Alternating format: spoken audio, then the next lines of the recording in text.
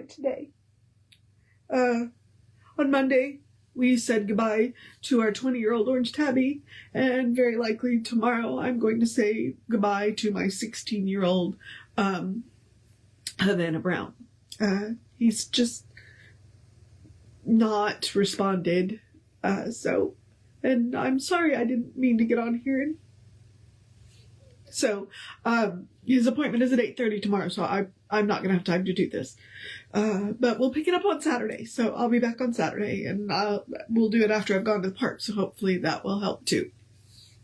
We have a very short article today, so I should be able to get through it, and it's science, superstition, and common sense, so, that should help. Ideally, I won't cry through it.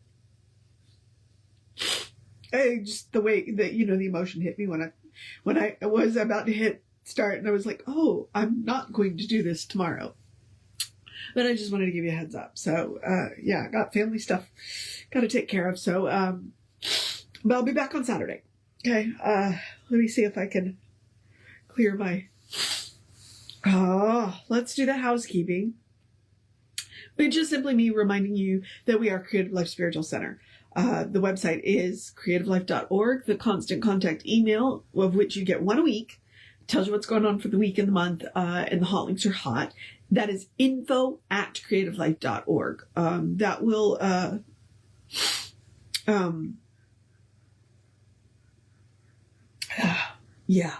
sorry. And nobody else will get your email. So that's important to know.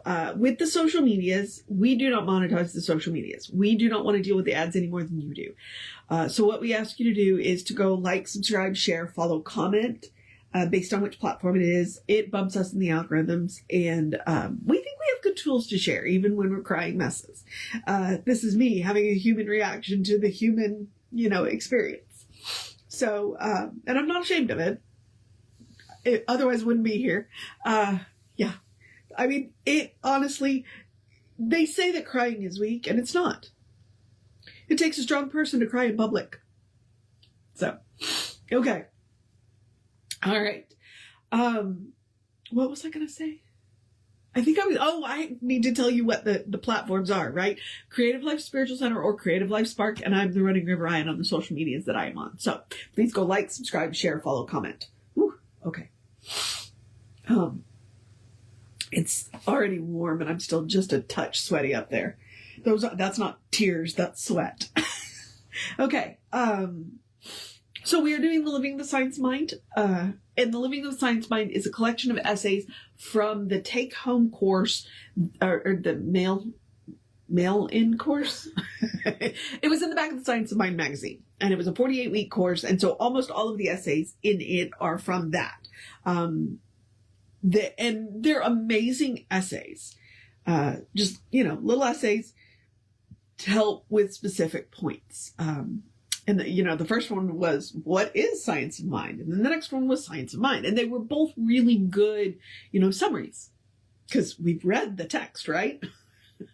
So, but they were longer articles. This one's only, it's not even quite 3 pages. So, it'll be good. Some of them are longer, some of them are shorter. Ideally, what I'd like to do is do them in one, but if they get too long, I'm going to have to do them in 2 sessions. So, just because, I still got to go to work in the morning. Okay. So our title today is Science, Superstition, and Common Sense. I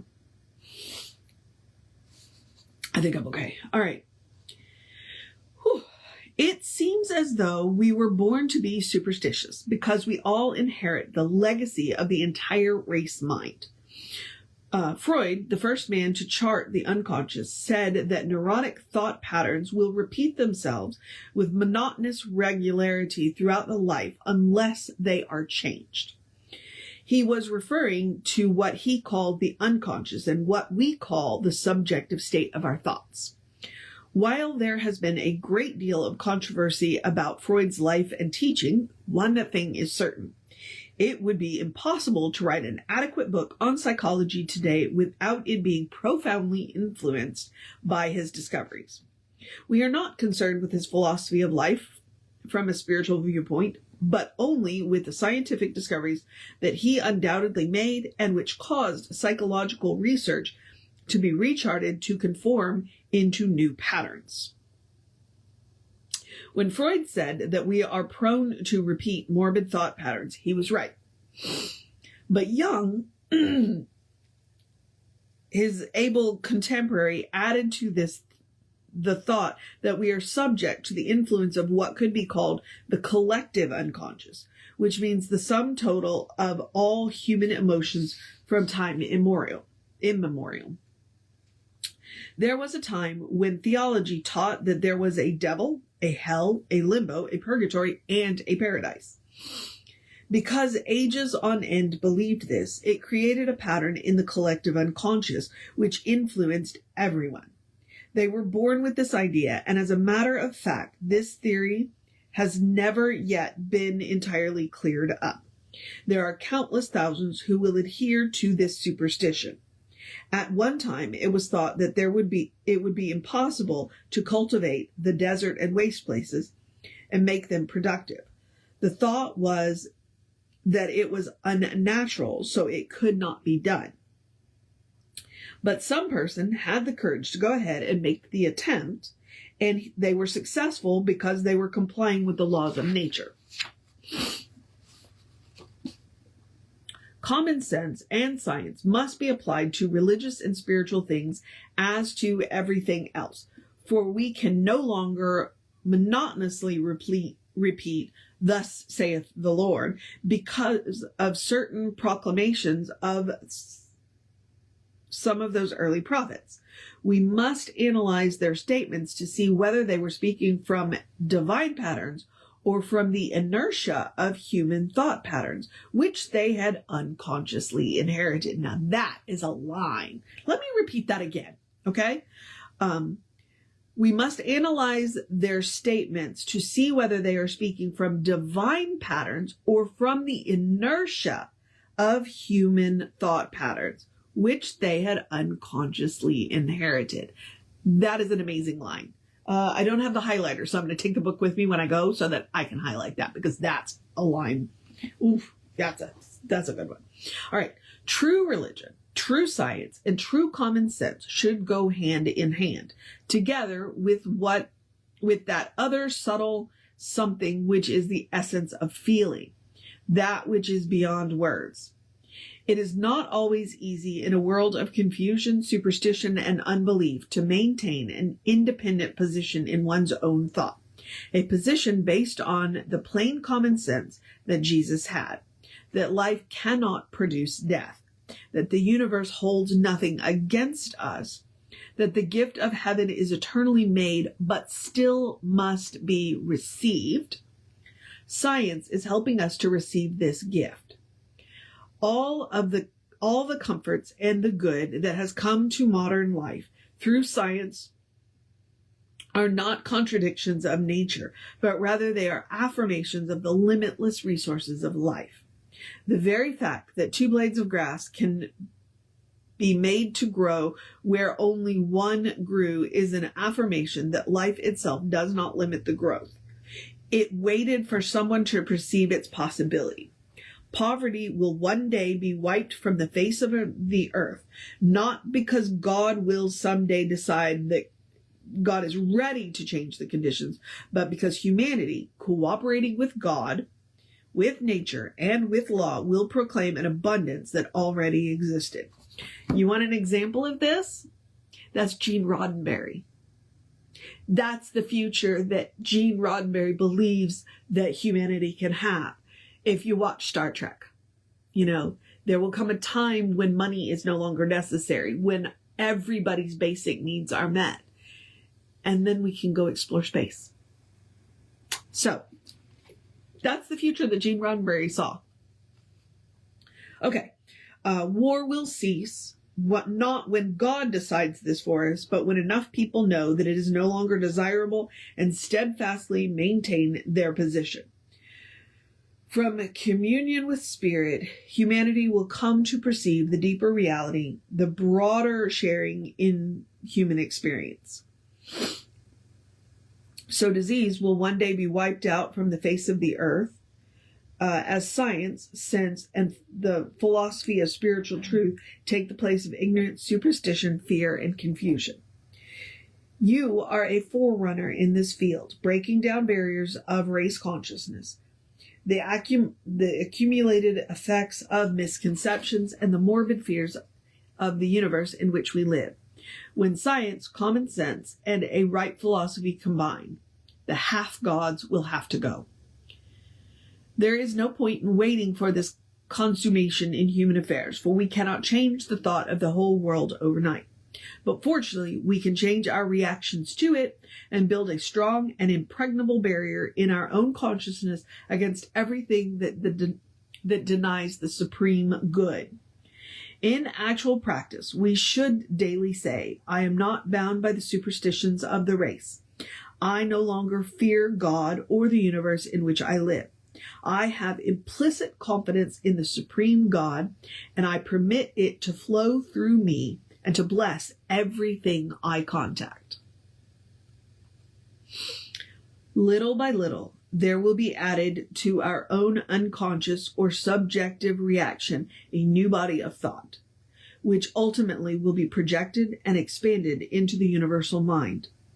We shall not only be freeing ourselves, but we shall be helping to free the whole human race from the bondage of fear, ignorance, superstition, and thoughts based on what the past has brought forth. The past is dead. And that's the way the article ends. And that's the point of spiritual daily practice. Well, at least I waited until the end. We practice every day. How do you clear a dirty pond? One drop at a time. That's the same way we clear race consciousness. One drop at a time. For each one of us that clears our mind and recognizes the truth, each one of us that comes into the possession of our own Christ consciousness, we make it that much easier for the next person. There's a concept in Hindu Buddhism called the Bodhisattva, which is a really long word. And they are people who have achieved the enlightenment of Buddha, but choose to stay here to help everybody else. So, and that's what they're doing. What they're trying to do is help us reach that tipping point. Eventually, we will reach that tipping point. When enough people have had enough of the way life is, life will change. Just like when you have reached enough of your life, you change your life. When the pain of remaining where you are is greater than the pain of change, you will change. All right. Sorry. So that was our reading for today. I'm sorry, my nose is running because my eyes are leaking. I am still going to encourage you. I'm still going to encourage you to have a great day, a wondrous day, a fantastic day, a magical day, an enchanted day, a wonderful day, an awesome day, an amazing day, a take care of yourself day, and do what you gotta do day, and cuddle your fur babies day. Oh yeah, I know I'm gonna say that and cry. Tell somebody that you love them day, a take care of yourself day, a drink plenty of water day, go have a good cry day. It's surprisingly therapeutic. Which it shouldn't be. It shouldn't be surprisingly therapeutic. You know, a good cry always feels good. A take care of yourself day. I probably have already said that. A good day. And if that is too much pressure, simply have a day. Because you are enough, just as you are. You are a beloved expression of the divine. You are a brilliant light, a divine spark, spirit in motion, God in action, a beautiful masterpiece, and a work in progress at the same time, at your own pace. And as Reverend Jesse likes to call us, you are a godling. All right, beloveds. So Reverend David should be on around 5 p.m. with you tonight. Like I said, I don't think I will have time to do this tomorrow. nor will I be in the headspace and heart space to do this tomorrow. But I will be back with you on Saturday. So take care of yourself. Know that you are loved. And I will see you next time.